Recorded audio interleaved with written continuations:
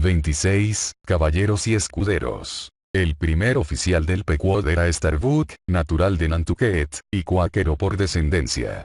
Era un hombre largo y serio, y, aunque nacido en una costa gélida, parecía muy apropiado para soportar latitudes cálidas, por ser tan dura su carne como la galleta bizcocha. Transportado a las Indias, su sangre viva no se estropearía como la cerveza embotellada. Debía de haber nacido en alguna época de sequía y hambre general, o en uno de esos días de ayuno por los que es tan famoso su estado. Solo había visto 30 áridos veranos. Esos veranos habían desecado toda su superficie física. Pero eso, su flacura, por así decir, no parecía ya señal de ansiedades y cuidados agostadores, ni tampoco indicación de ningún desgaste corporal. Era simplemente la condensación de aquel hombre. No tenía en absoluto mal aspecto. Al contrario.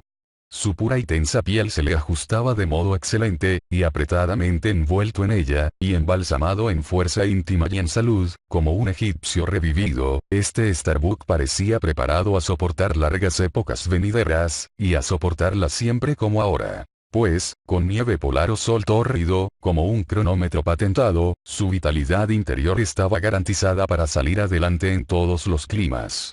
Mirándole a los ojos, a uno le parecía ver en ellos las imágenes demoradas de aquellos múltiples peligros que había afrontado con calma en toda su vida. Hombre firme y sólido, cuya vida, en su mayor parte, había sido una elocuente pantomima de acción, y no un manso capítulo de palabras. Sin embargo, con toda su curtida fortaleza y sobriedad, había en él ciertas cualidades que algunas veces afectaban, y aun en ciertas ocasiones parecían casi contrapesar a todo el resto.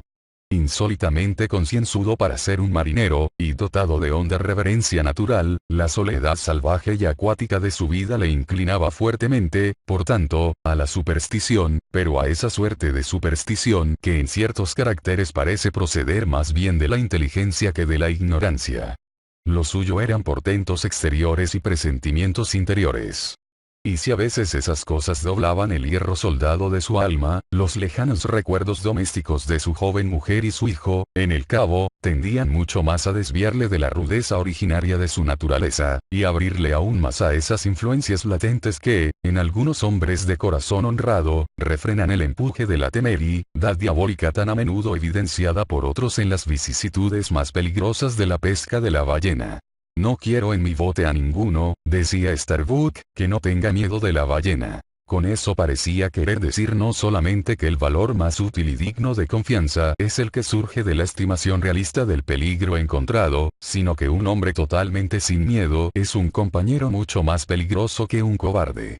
Sí, decía Stubb, el segundo oficial, Starbuck es un hombre tan cuidadoso como pueda encontrarse en cualquier lado en la pesca de la ballena. Pero no tardaremos en ver lo que significa exactamente esa palabra cuidadoso cuando la usa un hombre como Stubb o casi cualquier otro cazador de ballenas. Starbuck no iba en una cruzada en busca de peligros. En él, el valor no era un sentimiento, sino una cosa simplemente útil para él, y siempre a mano para todas las ocasiones prácticas de la vida. Además pensaba, quizá, que en este asunto de la pesca de la ballena el valor era una de las grandes provisiones necesarias para el barco, como la carne y la galleta, que no se podían derrochar locamente. Por lo tanto, no tenía ganas de arriar las lanchas en busca de ballenas después de la puesta del sol, ni se empeñaba en cazar un pez que se obstinase en luchar contra él. Pues Starbuck pensaba: aquí estoy en este crítico océano para ganarme la vida matando ballenas, y no para que ellas me maten ganándose la suya. Y Starbuck sabía muy bien que centenares de hombres habían muerto así. ¿Cuál había sido el destino de su propio padre? ¿Dónde, en qué profundidades insondables, podría encontrar los miembros despedazados de su hermano? Con recuerdos como estos en él, y además, dado a cierta superstición, como se ha dicho, el valor de Starbuck, si a pesar de todo podía mostrarse, debía ser extremado. Pero en un hombre así constituido, y con experiencias y recuerdos tan terribles como él tenía, no entraba en lo natural que esas cosas dejaran de engendrar ocultamente en él un elemento que, en circunstancias adecuadas, irrumpiera saliendo de su encierro y quemara todo su valor. Y por valiente que fuera, era principalmente de esa clase de valentía, visible en ciertos hombres intrépidos, que, aunque suelen mantenerse firmes en el combate con los mares, o los vientos, o las ballenas, o cualquiera de los acostumbrados horrores irracionales de este mundo, no pueden, sin embargo, resistir esos terrores, más espantosos por ser más espirituales, que a veces le amenazan a uno en el ceño fruncido de un hombre colérico y poderoso. Pero si la narración siguiente hubiera de revelar en algún caso el desplome completo de la fortaleza del pobre Starbuck, apenas habría tenido yo ánimo para escribirla, pues es cosa lamentable, e incluso desagradable, mostrar el hundimiento del valor de un alma. Los hombres pueden parecer detestables en cuanto sociedades anónimas y naciones. Podrá haber seres serviles, locos y asesinos. Pero el hombre, en su ideal, es tan noble y resplandeciente, tan grandiosa y refulgente criatura, que todos sus semejantes deberían correr a echar sus vestiduras más preciosas sobre cualquier mancha ignominiosa que haya en él. Esa virilidad inmaculada que sentimos dentro de nosotros, tan en lo hondo que permanece intacta aun cuando parezca perdido todo el carácter exterior, sangra con la más penetrante angustia ante el espectáculo desnudo de un hombre hundido en su valor. Ni aun la propia piedad, ante una visión tan vergonzosa, puede ahogar del todo sus reproches hacia las estrellas que lo consienten. Pero la augusta dignidad de que trato no es la dignidad de los reyes y los mantos, sino esa dignidad sobreabundante que no se reviste de ningún ropaje. La veréis resplandecer en el brazo que blande una pica o que clava un clavo. Es esa dignidad democrática que, en todas las manos, irradia sin fin desde Dios, desde Él mismo, el gran Dios absoluto, el centro y circunferencia de toda democracia. Su omnipresencia, nuestra divina igualdad. Entonces, si en lo sucesivo atribuyo cualidades elevadas, aunque oscuras, a los más bajos marineros, renegados y proscritos, si en torno de ellos urdo gracias trágicas, si aun el más lúgubre, y acaso el más rebajado de ellos, a veces se eleva hasta las montañas sublimes. Si pongo un poco de luz etérea en el brazo de ese trabajador, si extiendo un arco iris sobre su desastroso ocaso, entonces, contra todos los críticos mortales, sóstenme en eso, oh tú, justo espíritu de la igualdad, que has extendido un único manto real de humanidad sobre toda mi especie. Sosténme, oh tú, gran Dios democrático, que no rehusaste la pálida perla poética al negro prisionero, Bundan. Tú que envolviste, con hojas doblemente martilladas del más fino oro, el brazo mutilado y empobrecido del viejo Cervantes. Tú, que elegiste a Andrew Jackson de entre los guijarros, que lo lanzaste sobre un caballo de guerra, y que le hiciste tronar más alto que en un trono. Tú, que en todos tus poderosos recorridos por la tierra siempre escoges a tus campeones más selectos entre la realeza de los sencillos. Sóstenme en esto, oh Dios. 27. Caballeros y escuderos. El segundo oficial era Estus. Era natural de Cabo Cod, y por ello, según el uso local, se le llamaba un cabocodense. Despreocupado, ni cobarde ni valiente, tomando los peligros según venían, con aire indiferente, y, mientras se ocupa, va en las crisis más apremiantes de la persecución, despachando el trabajo, tranquilo y concentrado como un carpintero ambulante contratado para el año. Bien humorado, tranquilo y descuidado, presidía su barco ballenero como si el encuentro más peligroso no fuera más que una cena, y la tripulación, sus comensales invitados.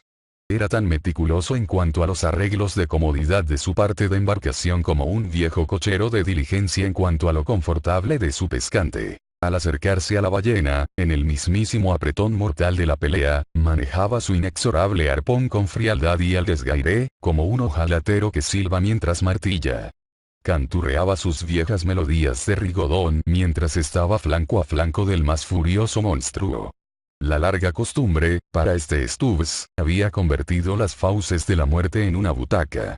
No hay modo de saber qué pensaba de la muerte misma. Podría preguntarse si alguna vez pensaba en ella, en absoluto, pero si alguna vez inclinaba su mente hacia ese lado, después de una grata comida, no hay duda de que, como buen marinero, la consideraba como una especie de llamada de guardia para salir a cubierta y ocuparse allí en algo que ya vería que era cuando obedeciera la orden, pero no antes. Lo que quizá, con otras cosas, hacía de Stubus un hombre tan tranquilo y sin miedo, tan alegre al llevar adelante la carga de la vida por un mundo lleno de serios vendedores ambulantes, curvados todos ellos hacia el suelo con sus fardos. Lo que ayudaba a producir aquel buen humor suyo, casi limpio, debía de ser su pipa. Pues, igual que su nariz, su pequeña pipa, corta y negra, era uno de los rasgos habituales de su cara. Casi habría sido más fácil esperar que saliera de su litera sin nariz antes que sin pipa. Tenía allí, dispuestas y cargadas, toda una fila de pipas, metidas en una espetera, al fácil alcance de la mano. Y siempre que se acostaba, las fumaba todas seguidas, encendiendo una con otra hasta el fin de la serie, y luego volviéndolas a cargar para que estuvieran de nuevo dispuestas.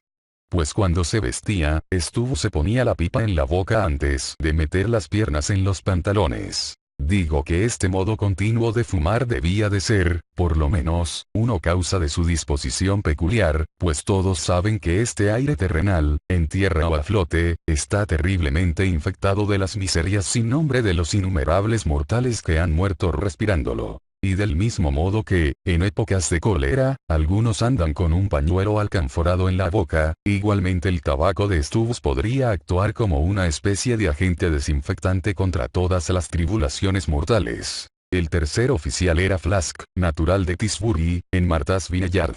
Un joven rechoncho, robusto y rubicundo, muy belicoso en cuanto a las ballenas, que parecía pensar, no sé por qué, que los grandes leviatanes le habían afrentado de modo personal y hereditario. Y por consiguiente, para él era punto de honor destruirlos siempre que los encontrara. Tan absolutamente perdido estaba para todo sentido de reverencia hacia las muchas maravillas de su majestuosa mole y sus místicas maneras, y tan insensible a nada parecido a la conciencia de ningún peligro posible en su encuentro, que, en su pobre opinión, la prodigiosa ballena era solo una especie de ratón o, por lo menos, de rata de agua vista con aumento, que requería solo un pequeño rodeo y alguna ligera aplicación de tiempo y molestia para matarle y coserla. Esta falta de temor, inconsciente e ignorante, le hacía un poco jocoso en cuestión de ballenas. Perseguía a estos peces por divertirse, y un viaje de 3 años doblando el Cabo de Hornos era solo una broma divertida que duraba todo ese tiempo. Así como los clavos del carpintero se dividen en forjados y cortados, la humanidad se puede dividir de modo semejante. El pequeño Flask era de los forjados, hecho para apretar bien y durar mucho. Le llamaban puntal a bordo del Pequod, porque en su forma se le podía comparar muy bien a esa pieza de proa, corta y cuadrada, conocida por tal nombre en los balleneros árticos y que, por medio de numerosas tablas laterales que irradian insertas en ella, sirve para reforzar el barco contra los hielos que golpean en aquellos agitados mares. Así pues, estos 3 oficiales, Starbuck, Stubus y Flask, eran hombres de peso. Eran ellos quienes, por disposición general, mandaban 3 de las lanchas del Pequod. En el gran orden de batalla en que probablemente desplegaría sus fuerzas el capitán Ahab para atacar a las ballenas, esos 3 jefes de bote eran como capitanes de compañías. O, estando armados con sus largas y agudas picas balleneras, eran como un selecto trío de lanceros, igual que los arponeros eran los lanzadores de jabalinas. Y dado que en esa famosa pesca cada oficial o jefe de bote, como los antiguos caballeros godos, siempre va acompañado de su piloto o arponero, que en determinadas ocasiones le provee de una nueva lanza cuando la primera se ha torcido de mala manera, o se ha doblado en el asalto, y, además, dado que generalmente se establece entre ambos una estrecha intimidad amistosa, no está de más que en este punto anotemos quiénes eran los arponeros del Pequod, y a qué jefe de bote correspondía cada cual. El primero de todos era Kekek, a quien había elegido de escudero Starbuck, el primer oficial. Kekek ya es conocido. Después venía Tashtego, un indio puro de Gilead, el promontorio más occidental de Martha's Vineyard, donde todavía queda un pequeño resto de una aldea de pieles rojas, que desde hace mucho ha suministrado a la vecina isla de Nantucket sus más atrevidos arponeros. En la pesca de la ballena, se les suele conocer por el nombre genérico de Gileaders.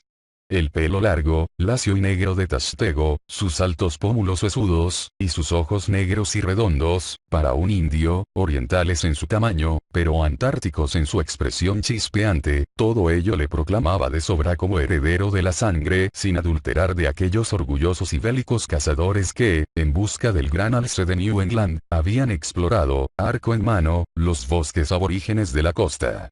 Pero sin olfatear ya el rastro de los animales salvajes del bosque, Tastego cazaba ahora en la estela de las grandes ballenas del mar. Y el certero arpón del hijo sustituía adecuadamente a la infalible flecha de los progenitores. Al mirar la atezada robustez de sus ágiles miembros de serpiente, casi se habría dado crédito a las supersticiones de algunos de los primitivos puritanos, medio creyendo que este salvaje indio sería hijo del príncipe de las potestades del aire.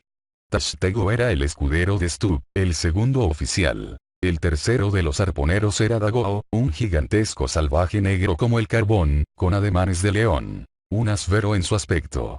Suspendidos de las orejas llevaba 2 aros de oro, tan grandes que los marineros les llamaban pernos de anillo, y hablaban de amarrar a ellos las brisas de gavia.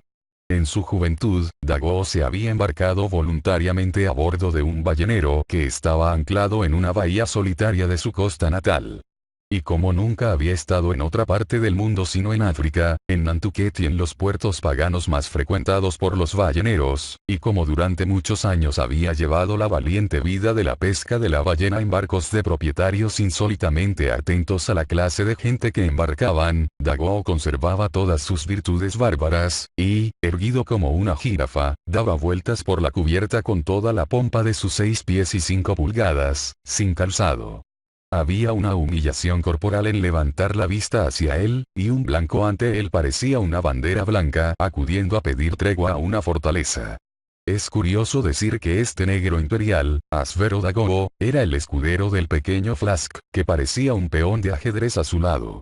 En cuanto al resto de la gente del Pequod hay que decir que, en el día de hoy, ni la mitad de los varios millares de hombres ante el mástil en las pesquerías de ballenas de América son americanos de nacimiento, aunque casi todos los oficiales lo son. En esto, pasa lo mismo en las pesquerías de ballenas de América que en el ejército americano, y en las flotas militar y mercante, y en las fuerzas de ingeniería empleadas en la construcción de los canales y líneas ferroviarias de América. Lo mismo, digo, porque en todos estos casos los americanos de nacimiento proporcionan el cerebro, y el resto del mundo suministra los músculos con igual generosidad.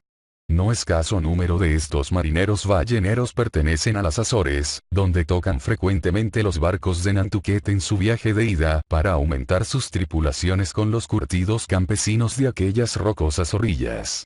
De manera análoga, los balleneros de Groenlandia, zarpando de Hulo de Londres, tocan en las islas Shetland para recibir el pleno complemento de su tripulación. En el viaje de regreso, los vuelven a dejar allí. No es posible saber por qué, pero los isleños parecen resultar los mejores balleneros. En el Pequod casi todos eran isleños. Aislados también llamo yo a los que no reconocen el continente común de los hombres, sino que cada aislado vive en un continente propio por separado. Pero ahora, federados a lo largo de una sola quilla, ¿qué grupo eran esos aislados? Una representación, a lo Anacarsis Clootz, de todas las islas del mar y todos los confines de la tierra, acompañando al viejo Ab a presentar las querellas del mundo ante ese tribunal, del cual no volverían jamás muchos de ellos. El pequeño Pip, el negro, ese no volvió jamás. Ah, no. Ese se fue por delante. Pobre muchacho de Alabama. En el sombrío alcázar de proa del Pequod le veremos dentro de poco golpeando su tamboril, preludio del momento eterno en que le mandaron subir al gran alcázar de las alturas para unirse en su música a los ángeles, tocando su tamboril en la gloria. Aquí, llamado cobarde, y allí, saludado como héroe.